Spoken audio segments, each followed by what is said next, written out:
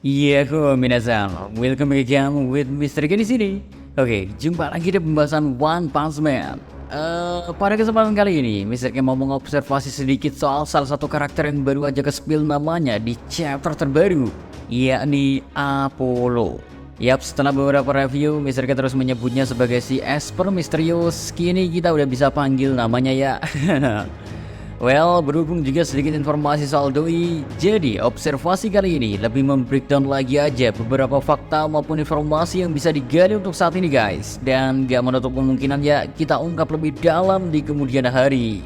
So, langsung aja kita continue lang kan. Monggo enjoy kontennya ge. Let's go. Tidak ada di versi webcomic. Fakta pertama yang terungkap dari Apollo adalah kemunculannya di versi manga Murata ini merupakan original, alias ia sama sekali tidak ada di versi webcomic yang dibuat oleh One Sensei. Ini yang membuat informasi soal Doi sangat terbatas. Bahkan untuk sekedar namanya aja kita harus menunggu lama kan buat mengetahuinya. Ya sebenarnya ini juga bukan pertama kalinya Murata Sensei memodifikasi cerita dan karakter di versi manga dari One Sensei. Guys, arc yang baru aja selesai kemarin, yakni arc asosiasi monster juga banyak perubahan dari beliau. Tujuannya tentu untuk membuat motif setiap kejadian punya benang merah yang lebih rapi dan dapat mengembangkan cerita lebih optimal juga. Begitupun dengan Apollo, kehadiran di versi Murata ini bisa dibilang cukup berhasil memberikan kita gambaran soal Tsukuyomi sendiri yang jadi salah satu poin utama di arc sekarang.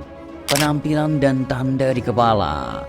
Oke, buat penampilannya sendiri, Apollo awalnya digambarkan memakai topeng, namun karena pertarungannya dengan Tatsumaki, topeng ini pun hancur.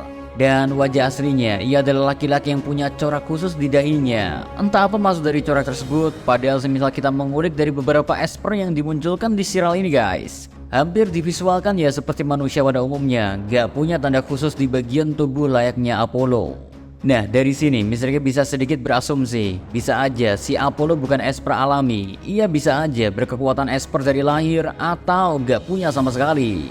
Tapi bisa sekuat itu karena adanya campur tangan percobaan organisasi Tsukuyomi ini guys. Satu catatan lagi ya, bekas tanda di kepala bukan hanya dimiliki oleh Apollo. Karena di chapter 177, salah satu pengkhianat di Blizzard Group ya juga mempunyai tanda bekas jahitan loh. Makanya ini bisa menjadi indikasi Apollo maupun anggota Tsukuyomi lainnya berkekuatan esper buatan, persis seperti yang dikatakan Tatsumaki. Entah itu untuk menambah kemampuan atau memang memberi kekuatan yang tadinya tak ada sama sekali. Lalu semisal dilihat lagi, corak di kepala Apollo juga lebih mencolok dibandingkan utusan Tsukuyomi lain, seolah bisa jadi kode. Semakin mencolok ya, semakin kuat juga kemampuan orang itu. Asumsi ini kemudian didukung dengan sebutan Tuan oleh salah satu pengkhianat Blizzard Group yang melarikan diri bersama Apollo. Apollo dan bulan.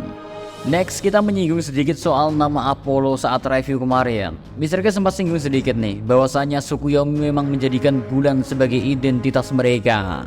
Begitupun dengan nama si Esper Misterius. Meski udah muncul dari chapter 175, baru di chapter 179 ya, nama Apollo bisa kita ketahui. Apollo sendiri namanya tak jauh-jauh dari bulan, karena di dunia nyata ini merupakan sebutan untuk pesawat luar angkasa yang punya banyak misi di bulan.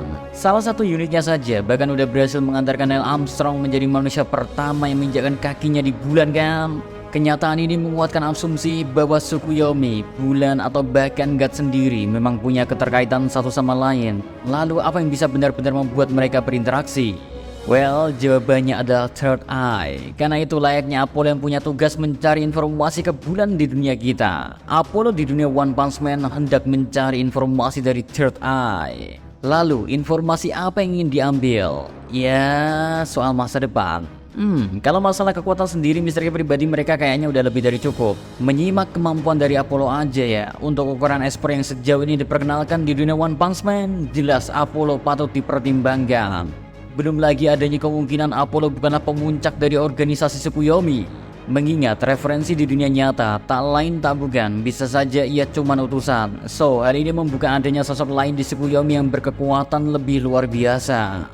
Cuman namanya manusia ya, serakannya gak ada tara. Sekalipun udah berkemampuan hebat, masih ingin lebih berupa mengetahui masa depan. Yang ini juga bisa memperkuat eksistensi Tsukuyomi di masa yang akan mendatang berbekal informasi dari Third Eye. Lalu balik lagi, emang bener sih gambaran Psycho soal masa depan, manusia sendirilah yang malah bisa jadi penyebab hancurnya dunia di suatu hari nanti. Kepribadian yang luar biasa licik.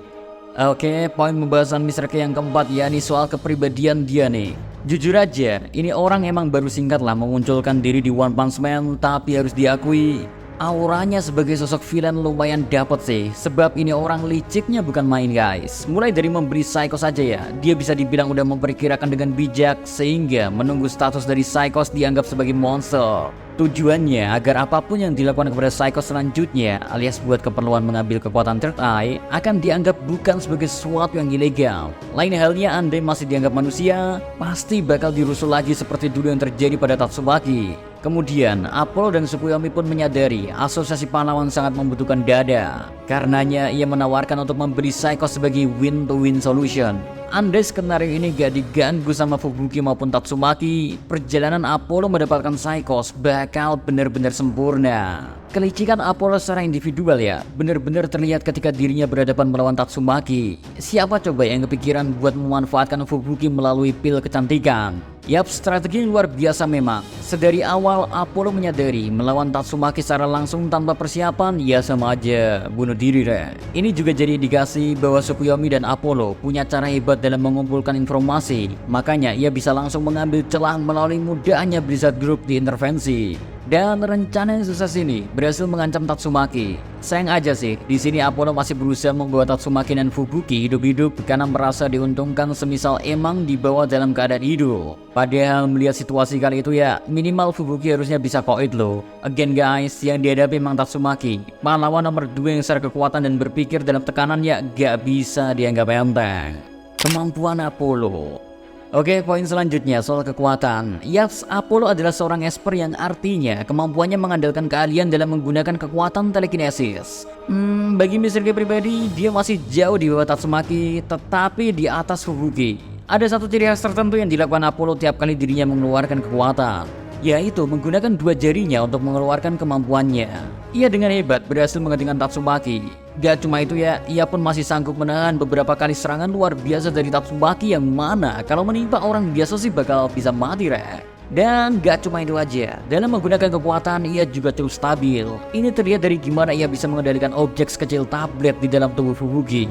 Dan semua kemampuannya itu makin didukung oleh kepintaran dan ide-ide liciknya.